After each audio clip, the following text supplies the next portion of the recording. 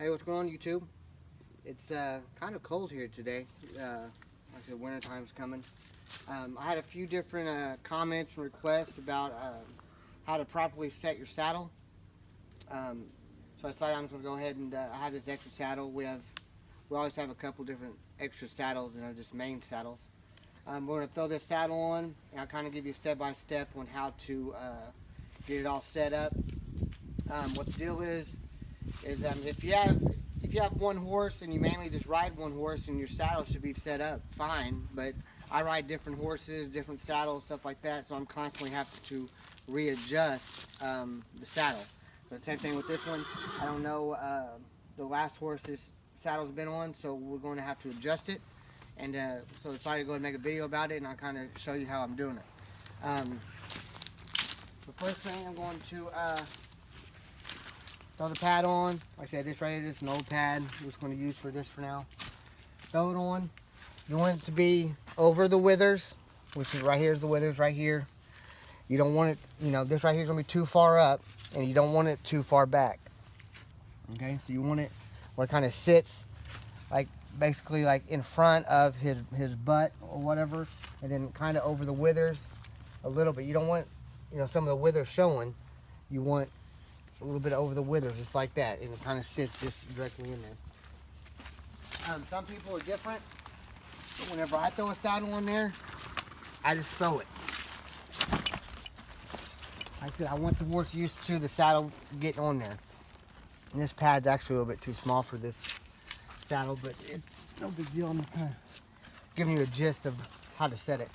The next thing I do, like I said, on new horses or people might not be comfortable with this, all the stuff that's on the seat here, I'll just throw over. I ain't saying you have to do it. I do it. And, I'm not trying to hurt the horse. I'm not trying to, hit him and stuff like that. I just want him used to a lot of movement. And I think it's good for him. It's not going to hurt him none. So I'll kind of just do that. And if you're going to walk back behind a horse, I don't really suggest it. But, I mean, if you have horses, a lot of times you do. Just make sure they know that you're there. Come over here.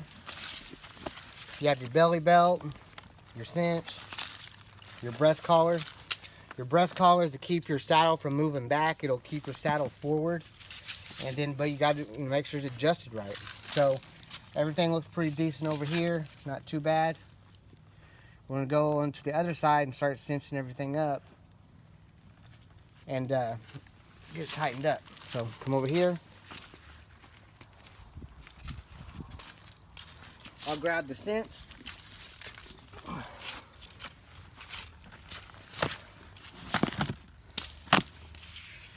And I'm not going to tighten it up real tight since I'm not riding him right now. So I'll throw this through there once.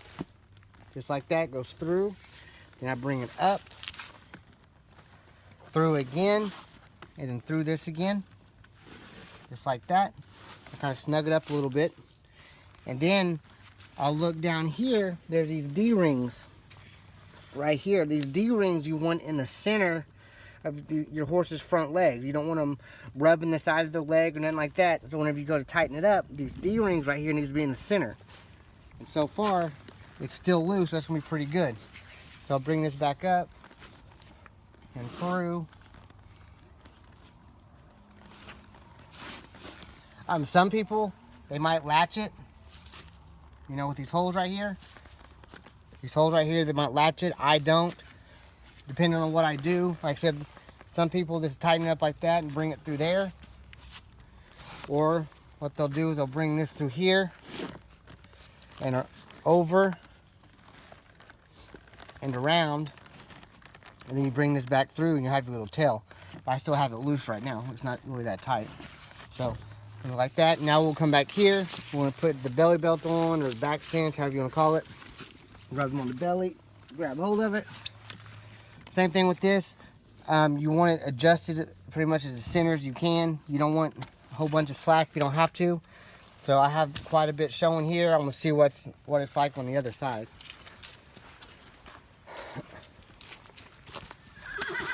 It's about the same, not too bad.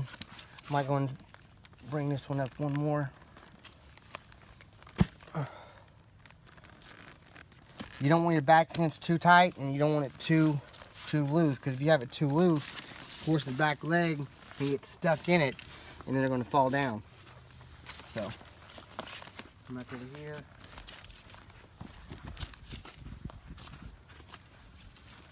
Since it's a process, you got to go back and forth, make sure everything's straight. This right here is still loose. I'll show you the what I do to tighten it up.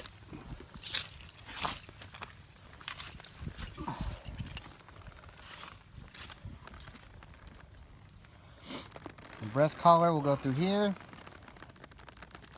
And same thing, you just want everything adjusted where everything's basically in the center, not too tight, not too loose. Some breast collars only have one strap. Some of them have two. I prefer to have two on each side. This one right here will run through the front cinch. And you know, it's not really there to be tighter, and it's there to kind of hold it. This is a breast collar, but it's also called a tripping collar. This is the kind that I have. And then we have the center one right here. This right here is going to go into the D-ring between the legs to the cinch. So I'm going to put this D-ring right there. And right now it's still, you know, this D-ring you want in the center of his legs, but I don't have it real tight right now, so whenever I tighten it up, that D-ring will be in the center. So this right here is the basic setup. And you can, like I said, whenever you go to ride, or if your horse is just standing around, you don't have to tighten it up. I don't like it tight. But let's say we're about to get on. All you gotta do is you come here, pull up on this right here, and that, and then you just bring this around. And then through here. And basically, this right here is what it's going to look like. A little knot, the straps, and you want your stuff down here not to be all tangled up. You don't want this right here to be too tight or too loose. Whenever you go to ride your cinch, you still need to be able to put your hand, I don't know if you can see that or not because of the sun, your hand in between his side and the cinch. And besides that, it's basically the way you want the saddle and everything to sit. I'll go the other side because of the sun. Like I said, this right here, this is one of the saddles we have around just for extra. And you just want to make sure everything is you know, sitting straight, nothing's, you know, curled up underneath the saddle. You don't have any kind of stickers or splinters, nothing nowhere. And that's basically what it's going to look like. And like I said, if you ride just one horse, your saddle is going to be adjusted already, you know. And then the thing is as you're riding, you know, your saddle, as they're passing gas from the bathroom, your saddle is going to loosen up, and so you're going to have to, you know, retighten it. But besides that, that's the basic way to do it. I have him tied up because this horse hasn't been rode in a couple weeks, so it's good for him. Let him stand around. You know, it's good to have the saddle on him. I'm all about saddling him up and letting him stand around with the saddle on. It don't hurt him none whatsoever. I think it's good for him. Also, horses are going to tend to act a little bit different due to the weather's cooling off. They're going to be, you know, a little more hyper, a little bit more wanting to go, and just part of the weather. It's part of owning horses. As you can see right here, there's this little gap right here. That's what you want. You don't want it to, here, hold on real quick. You don't want it to look like this.